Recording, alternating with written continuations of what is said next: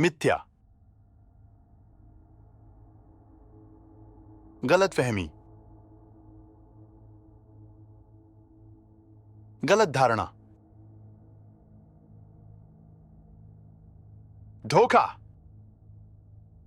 कुछ वर्षों से पत्रिकाएं प्लास्टिक के रिसाइकलिंग की प्रक्रिया के बारे में नकारात्मक समीक्षा से भरी रहती हैं।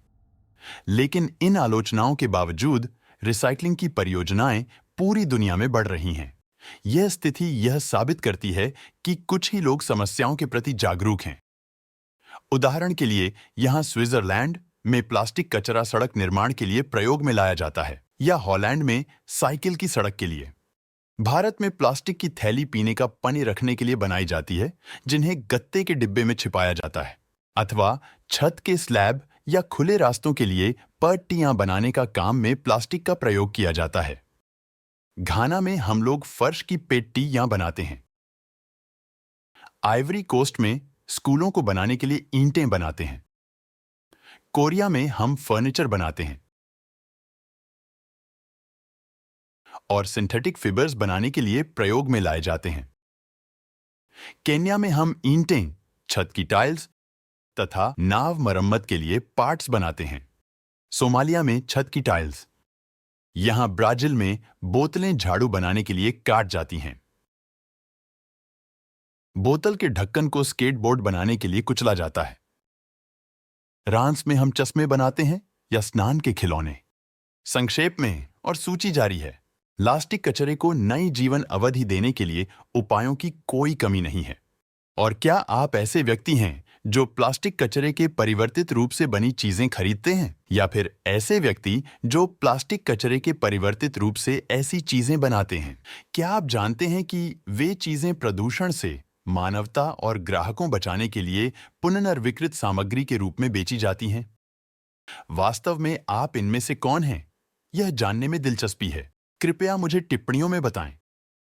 तब वैज्ञानिक और पत्रकार इस प्रकार के रिसाइकलिंग के बारे में चिंतित क्यों हैं? यह विश्वव्यापी प्रदूषण का सामना करने के लिए पूर्ण और आवश्यक समाधान क्यों नहीं है? खैर, अपने चैनल के साथ मैं आपको तुरंत उत्तर देने जा रहा हूं, ताकि आपको इस जटिल समस्या को समझने में मदद मिल सके। और अगर इस विषय पर आपके कोई सवाल हैं, तो कमेंट करने में संकोच न करें और मेरे अन्य वीडियो को भी देखें। आप मेरे चैनल की सदस्यता भी ले सकते हैं और मुझे बता सकते हैं कि आपने जो देखा और मुझसे सीखा वह पसंद आया कि नहीं। सबसे पहली बात यह है कि रिसाइकलिंग शब्द अच्छी तरह से प्रचलित नहीं है और इसलिए गलत तरीके से प्रयुक्त होता है। जब आप रिसाइकलिंग शब्द सुनते हैं, तब आप उस प्रतीक के बारे में सोच सकते हैं जिसमें 3 तीर होते हैं जो एक समान दिखते हैं और एक दूसरे का अनुगमन करते हुए एक अटूट चक्र बनाते हैं। रिकॉर्ड के लिए यह प्रतीक मोबियस रिबन से प्रेरित किया था। जब आप इस फीते पर चलते हैं, तब जहां से भी आप चलना शुरू करें और पूरी लंबाई तक चलें, तब आप हमेशा वहीं लौटकर आएंगे जहां से आपने शुरू किया था। हर घुमाव एक चक्र है और प्रत्येक चक्र पहले वाले के समान है। रिसाइकलिंग को समझने के लिए इस प्रतीक का उपयोग उचित होगा। रिबन पर आप जिस जगह पर भी हों, आप नई रिसाइकलिंग बोतलें बना सकते हैं जो पहले वाली जैसी हैं या करीब करीब वैसी हों। आगे देखने पर एक और बोतल आती है जो लगभग समान है। रिसाइकलिंग ऐसी क्रिया है जिसमें हम आरंभ में जो कुछ भी था उसका लगातार पुनर्निर्माण कर सकते हैं। लेकिन जब प्लास्टिक की बात आती है, यहाँ एक भयानक गलत धारणा है, क्योंकि रिसाइकलिंग असंभव है अधिकांश प्लास्टिक के लिए। सन 2022 में प्रकाशित एक लेख में वैज्ञानिकों ने निम्नलिखित परिभाषा प्रस्तुत की, जिसमें आपके लिए आसान ढंग से समझाऊंगा। यह एक ऐसी क्रिया है जिसके द्वारा कचरा उसी सामग्री में परिवर्तित किया जाता है जो उसका मौलिक उद्देश्य और उपयोग था। रिसाइकलिंग निम्न के लिए अच्छा काम करता है: कांच, धातु और कागज। लेकिन दूसरी ओर बहुत कम प्लास्टिक हर साल पूरी दुनिया में उत्पादित लाखों टन कचरे में से एक पूर्ण अनंत छल्ले का हिस्सा बन सकते हैं, और इसीलिए यह इतनी बड़ी समस्या है। जैसा कि आपने इस वीडियो की शुरुआत में देखा कि प्लास्टिक कचरा हर अन्य चीज को बनाने के लिए प्रयुक्त होता है: छत की टाइल्स, ईंटें, चश्मे, खिलौने, स्टूल, वस्त्र। और आखिर ये लोग किस बारे में बात कर रहे हैं? रिसाइकलिंग। तो वे या तो गलत सूचना प्राप्त करते हैं या ईमानदार नहीं हैं। लेकिन क्यों? उदाहरण स्वरूप, बोतलों से कृत्रिम ऊन का निर्माण। यहाँ प्राप्त वस्त्र बोतलों से बहुत अलग है और अब रिसाइकलिंग नहीं हो सकता। इसीलिए यह जैकेट फिर से बोतल को कभी वापस नहीं देगा।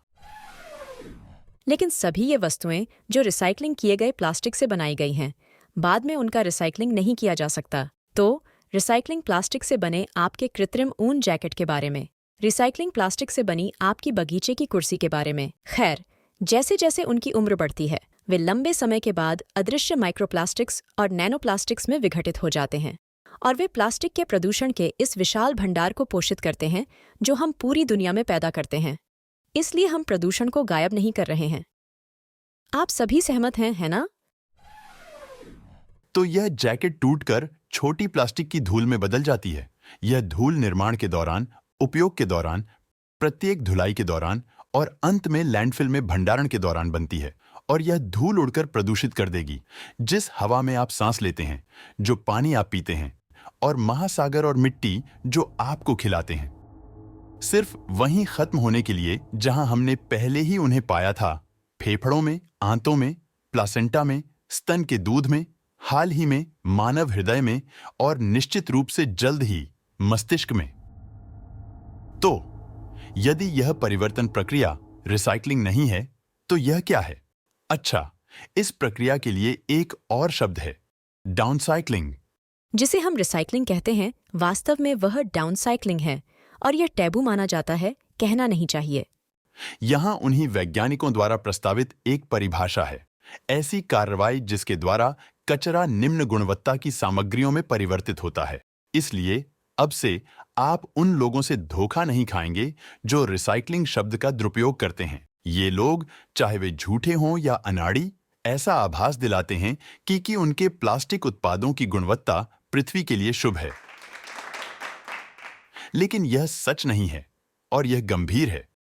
आज रिसाइकलिंग शब्द के दुरुपयोग से कुछ समाधान बाजार में लाए जा रहे हैं जो पर्यावरण के लिए किसी भी लाभ के नहीं हैं और संभवतः से मानवता के लिए विषाक्त हैं और जिसके लिए कानून द्वारा सजा होनी चाहिए।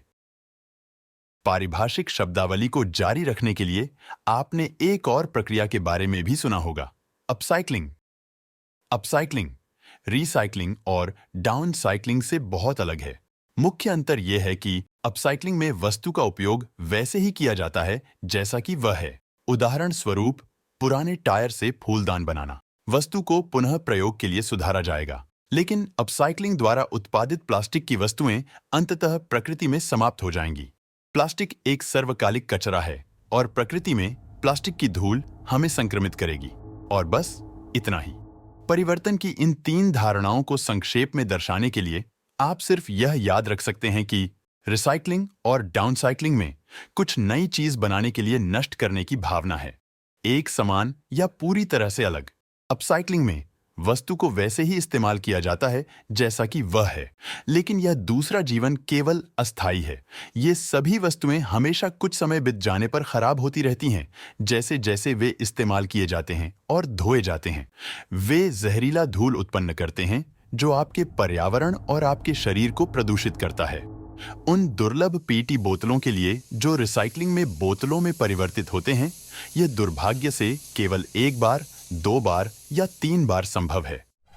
प्लास्टिक इसके लिए नहीं बनाया गया है क्योंकि यह एक ऐसी सामग्री है जो प्रतिक्रिया करती है। वह टुकड़े टुकड़े हो जाता है और खराब हो जाता है, इसलिए इसका रिसाइकलिंग नहीं किया जा सकता। इसलिए दोष जल्दी ही स्पष्ट हो जाते हैं। सबसे अच्छा मौजूदा रिसाइकलिंग विधि इसलिए पीईटी बोतल है, जो सीमित संख्या में पुनः पीईटी बोतल बनता है। और फिर प्लास्टिक बहुत क्षतिग्रस्त नहीं होना चाहिए, यह बहुत प्रदूषित नहीं होना चाहिए। इसलिए आपको एक बहुत ही स्पष्ट संग्रह परिपथ की जरूरत होती है। यह बहुत जटिल है क्योंकि प्लास्टिक की गुणवत्ता प्रत्येक परिवर्तन के साथ घटती है और उससे भी बड़ी बात, अधिकांश समय वे वन्य जीवन के मार्ग में खो जाते हैं, यहाँ तक कि उन्हें पहली बार पुनः परिवर्तित किया जाने से पहले ही। जब ये प्लास्टिक बोतल प्रकृति में खो जाते हैं, ये पीईटी प्लास्टिक इतने क्षतिग्रस्त और गंदे हो जाते हैं कि इन्हें फिर से स्पष्ट नहीं किया जा सकता। और अब आप देख सकते हैं कहाँ वे समाप्त होंगे। और चाहे आप उनमें से एक हैं जो खरीदते हैं या उनसे वस्तुएं बनाते हैं, आप अब जानते हैं कि अब मुझे उम्मीद है कि आप 3 शब्दों के पीछे सूक्ष्म भेद को समझते हैं। Recycling, downcycling, upcycling. Recycling plastic से बनी वस्तुएं न तो मानवता को बचाने का समाधान है और न ही ग्रह को प्रदूषण से बचाने का, जो स्पष्ट रूप से एक कुटिल, अदृश्य और स्थायी महामारी है। एक झूठ, एक धोखा, एक मिथक, एक मृग तृष्णा, एक अभिशाप, एक होक्स, एक मिथक। ठीक, बस इतना ही। इस वीडियो को उस किसी के साथ साझा करना न भूलें जो आपको ये समझाने की कोशिश करता है कि रिसाइकलिंग महान है। नहीं नहीं नहीं नहीं नहीं नहीं। अलविदा और अच्छे से अपना ध्यान रखें। अलविदा। मेरे YouTube चैनल की सदस्यता लेने पर विचार करें। अलविदा और अच्छे से अपना ध्यान रखें।